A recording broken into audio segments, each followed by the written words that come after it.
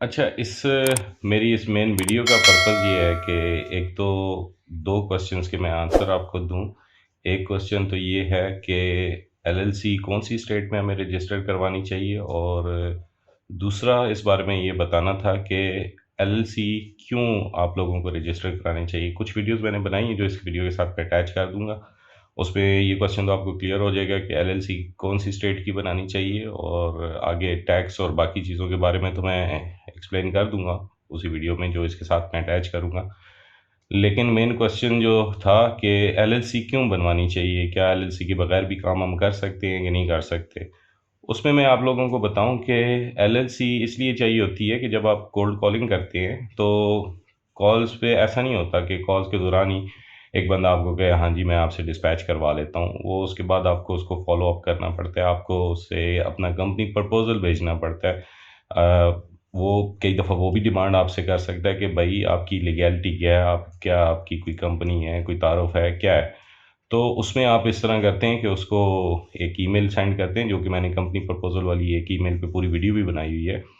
तो उसमें वो आपको ये चीज़ आप अपने कंपनी का पूरा तारुफ़ कराने के साथ-साथ आप अपने लीगल डॉक्यूमेंट्स जो कि एलएलसी, ईएएन वगैरह भी उसके साथ भेजते हैं, जिसकी वजह से उसको एक यकीन हो जाता है कि भई आप एक लीगल काम कर रहे हैं, आपकी कंपनी यूएस में रजिस्टर्ड है। और इसके अलावा आपका पेमेंट मेथड उस चीज़ की वजह से आपको एलएलसी की वजह से आपके पेमेंट मेथड अपनी कंपनी का वो आप अप्रूव करवा सकते हैं। आपका डायलर तो वैसे मिल जाता है, लेकिन उसकी जो एसएमएस कैंपेन वगैरह है, वो आपकी एलएलसी पे रजिस्टर्ड होती है विद यूनिक एड्रेस।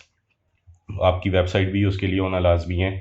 और अब एक चीज़ और आई हुई है कि वेबसाइट में जैसे ज़ूम है, ज़ूम की बहुत सारी मैसेज कैंपेन रिजेक्ट हो रही हैं, तो उसमें आपको एलएलसी और ईएएन के साथ-साथ आपकी वेबसाइट में प्राइवेसी पॉलिसी का भी पेज ऐड होना चाहिए। तो वो एक तो पेज जब भी आप वेबसाइट बनाएँ या बनवाएँ किसी से, तो उसमें वो पेज ऐड करवाएँ। और ये यानी कि आपको एलएलसी के लिए एलएलसी क्यों चाहिए होती है, ये 2-3 मेन रीज़न्स हैं कि आपको एलएलसी यहाँ पे चाहिए होती है। कुछ लोग हैं जो कहते हैं कि हम बगैर एलएलसी के भी काम कर सकते हैं या करते रहें, तो वो जुगाड़ सिस्टम है, उसको मैं रिकमेंड नहीं करता। वो कहीं न कहीं जाके उन पे कोई न कोई मुश्किल आती है, अभी ना आए तो फ्यूचर में आती है। तो मैं तो मतलब इस चीज़ को रिकमेंड नहीं करता। एक काम है, लीगल काम है, उसको लीगल तरीके से लेके चलें, लॉन्ग टर्म चलेगा, आप भी सही रहेंगे और आपके करियर भी ठीक रहेंगे, और उनको एक डर भी रहेगा कि भाई ये बंदा, इसकी कंपनी यहाँ पे रजिस्टर्ड है, हम भी इस पे कंप्लेन करा सकते हैं। अगर ये कोई गड़बड़ करता है तो ये भी हम पे कंप्लेन करा सकता है, अगर इसको हम पेमेंट नहीं करते या कुछ इस तरह की चीज़ें। तो इसलिए जो आपकी एलएलसी है वो ये ज़रूरी है। बाकी अगला हिसाब बाकी वीडियो में देखें। अस्सलाम वालेकुम। अच्छा, मुझे आज जिस टॉपिक पे बात करनी थी वो था बेसिकली एलएलसी, इसका रिन्यूअल और टैक्सेशन और बीवाई के बारे में। इस बारे में मैं आपको सबसे पहले बताऊं कि हम लोग जो एलएलसी रजिस्टर्ड करवा रहे हैं या जो रिकमेंड करते हैं वो करते हैं वायोमिंग की। उसकी बहुत सारी रीज़न मैंने आपको ऑलरेडी बताई हुई हैं, क्योंकि वायोमिंग ना बहुत ज़्यादा पॉश इलाका है, ना वो बहुत ज़्यादा मतलब कोई लो स्टेट है। अगर आप अभी गूगल पे भी सर्च करें तो आपको वहाँ पे यही पता चलेगा कि डेलावेयर और वायोमिंग, ये दो स्टेट्स जो है ना वो अच्छी स्टेट समझी जाती हैं एलएलसी के हवाले से। और इसमें टैक्स भी कोई बहुत ज़्यादा नहीं है, और रिन्यूअल चार्जेस और रेगुलेशंस थोड़ी सी कंपैरेटिवली बेहतर हैं। फिर वहाँ पे जो डिस्पैच के ऑफिसेज हैं वो भी वहाँ पे मौजूद हैं, तो जिसकी वजह से हम लोग रिकमेंड करते हैं। हमारा अपना लॉयर भी वायोमिंग से ही रिलेटेड है, तो हमें वहाँ पे एलएलसी बनवाने करने में तकरीबन 7 to 10 वर्किंग डेज लग जाते हैं। तो ये थोड़ा सा सबसे ज़्यादा क्वेश्चन पूछा जाता था कि कहाँ की एलएलसी रजिस्टर्ड कहाँ है। वो वायोमिंग बहुत सारी स्टेट से बेहतर है, बहुत मतलब ना कोई महंगी है ना कोई बहुत ज़्यादा सस्ती है। मोंटाना वगैरह इससे ज़्यादा सस्ती हैं, लेकिन उनके फिर और बहुत सारे मतलब इस तरह की बिल्कुल ही माउंटेनी एरिया है, किसी को आप बताएंगे भी तो कोई फ़ायदा उस तरीके से नहीं होना। अच्छा, दूसरी चीज़ ये कि जो रिन्यूअल है, रिन्यूअल किसी भी एलएलसी की 1 साल के बाद होती है।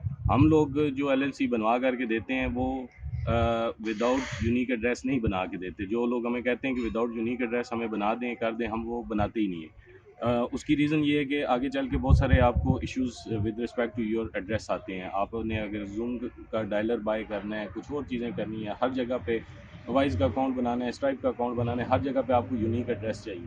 तो जिसकी वजह से हम ये रिकमेंड करते हैं कि आप जब भी अपनी एलएलसी खुद फॉर्म करनी है, किसी से बनवानी है, हमसे बनवानी है, आपने उस पे यूनिक एड्रेस लाजमी लें।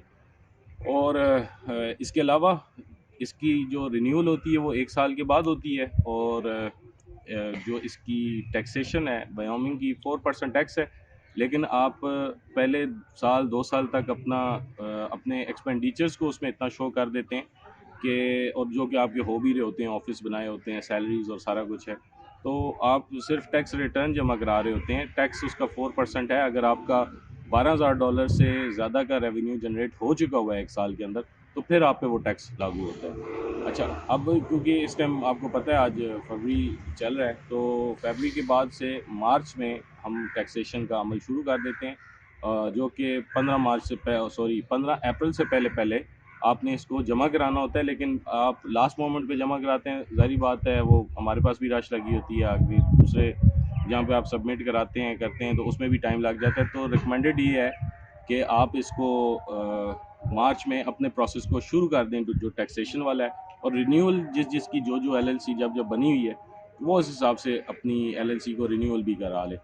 अच्छा, एक और चीज़ ये थी कि टैक्स आपको जमा कराने के लिए किन चीज़ों की ज़रूरत होती है। आप टैक्स जमा कराने के लिए आपको आपके पास पूरे साल की अपनी इनवाइसेस पड़ी होनी चाहिए। मांगते नहीं है, लेकिन आपको अपने रिकॉर्ड के लिए पड़ी होनी चाहिए। दूसरा, आपके बैंक की स्टेटमेंट पड़ी होनी चाहिए, यूएस बैंक की स्टेटमेंट, ठीक है। अगर आपके मल्टीपल अकाउंट्स हैं तो किसी भी एक अकाउंट की वो आप स्टेटमेंट लेनी है, चाहे उसमें $1 भी नहीं आया, तो रिटर्न आपने फिर भी जमा करानी होती है। और जिन लोगों ने हमसे एलएलसीज बनवाई हैं, की हैं, तो उन लोगों के लिए और जिनको 6 मंथ से ज़्यादा हो चुका हुआ है, ठीक है, वो हमसे लाजमी रब्ता करें इस चीज़ के लिए। अच्छा, ये तो मैंने आपको बता दी है कि टैक्स वगैरह के लिए आपने 15 अप्रैल से पहले पहले जो टैक्स है वो अपनी रिटर्न जमा करानी है, चाहे उसका टैक्स फाइल करें ना करें, लेकिन टैक्स की रिटर्न ज़रूर जमा करानी है। जिसके $12,000 से ज़्यादा आए हैं तो वो अपना टैक्स भी जमा कराएगा, और अगर उसमें एक्सपेंडिचर्स वगैरह शो करके माइनस कराना चाहता है, वो उसको फिर बाद में बता दिया जाएगा कि कैसे उसको वो कर सकता है, लेकिन दे दें तो ज़्यादा बेहतर रहता है। अच्छा, दूसरी चीज़ है जो सबसे इम्पोर्टेंट है, वो ये है कि जिन लोगों ने 1 जनवरी के बाद से अपनी एलएलसी जो भी रजिस्टर्ड करवा रहे हैं, उसके लिए उन्होंने एक बेनिफिशियरी ऑनर इन्फॉर्मेशन, बीओआई इसको बोलते हैं, इसका एक सर्टिफिकेट आपको लेना पड़ता है उनके फाइनेंशियल सेंटर से। तो फिनसेंट है, उससे आपको एक सर्टिफिकेट लेना पड़ता है। ये सर्टिफिकेट आपको 90 डेज़ के अंदर अंदर लेना होता है, नहीं तो उनके जो रेगुलेशंस हैं उसके मुताबिक अभी आपको $500 पर डे का जुर्माना होगा। और जिन लोगों ने इससे पहले रजिस्टर्ड करवाई है, उनके लिए ये पूरा साल है, वो 1 जनवरी 2025 से पहले पहले अपनी बीओआई रजिस्टर्ड करवा सकते हैं। तो लेकिन ये वन टाइम है, ये बेहतर है कि जितनी जल्दी आप करवा लें उतना ज़्यादा बेहतर होगा। तो इस चीज़ से जान छुड़वाएं, ताकि आपका जो काम है उसमें किसी किस्म की डिस्टर्बेंस ना हो, उसमें किसी किस्म का कोई खलल पैदा ना हो। तो इसमें आपने करना ये है कि जो बीओआई है उसके लिए आपका पासपोर्ट लाजमी है। पासपोर्ट होगा तो फिर वो बीओआई आपकी रजिस्टर्ड हो सकेगी। तो आपको सिर्फ अपनी एलएलसी और ईएन के डॉक्यूमेंट्स वगैरह देने हैं, अपना पासपोर्ट देना है, तो ये आपकी बीओआई रजिस्टर्ड हो जाएगी।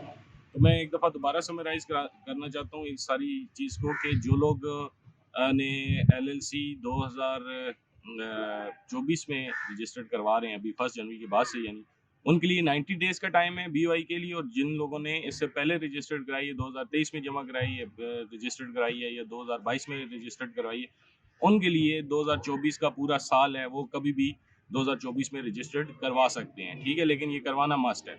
और इसके अलावा पहले मैंने ये बताया था कि जो आप लोगों को टैक्स वगैरह क्या है, टैक्स 15 अप्रैल से पहले पहले जमा कराना है, लेकिन बेहतर है कि मार्च का मंथ आ रहा है, मार्च के मंथ में आप अपना टैक्स जमा कराएं या टैक्स की रिटर्न जमा करा दें।